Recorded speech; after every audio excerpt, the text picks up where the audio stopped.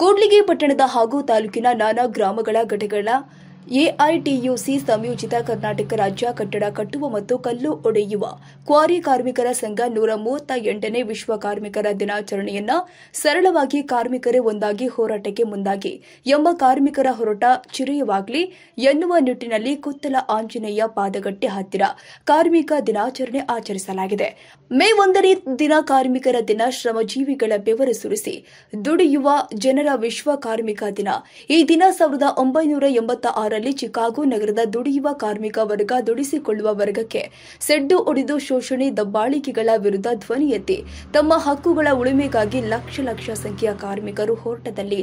ಮಡಿದ ಪ್ರಾಣ ಬಲಿದಾನಗಳಿಂದ ಪಡೆದ ದಿನವೇ ಕಾರ್ಮಿಕರ ದಿನಾಚರಣೆ. ಅಂದು ಅಮೆರಿಕದಲ್ಲಿ ಬಿಡುವಿಲ್ಲದೆ, ರಜೆ ಇಲ್ಲದೆ, ದುಡಿಮೆಗೆ ತಕ್ಕ ಕೂಲಿ ಇಲ್ಲದೆ ಜೀತದಾಳುಗಳಂತೆ ದುಡಿಸಿಕೊಳ್ತಾ ಇದ್ದ ಶ್ರೀಮಂತರ ವಿರುದ್ಧ ಹೋರಾಟದ ಕಹಳೆ ಊದಿ ದಿನದ 24 ತಾಸು ದುಡಿಯೋದನ್ನ ರದ್ದುಗೊಳಿಸಿ ಹಗಲು ರಾತ್ರಿ ಬಿಡುವಿಲ್ಲದೆ ದೌರ್ಜನ್ಯಕ್ಕೆ ಒಳಗಾಗಿರುವ ವ್ಯವಸ್ಥೆಯನ್ನ ಕಾರ್ಮಿಕ ವರ್ಗ ಮೆಟ್ಟಿ ನಿಂತು ಹೋರಾಟದಲ್ಲಿ ಜಯಶೀಲರಾಗಿ 8 ತಾಸು ಕೆಲಸ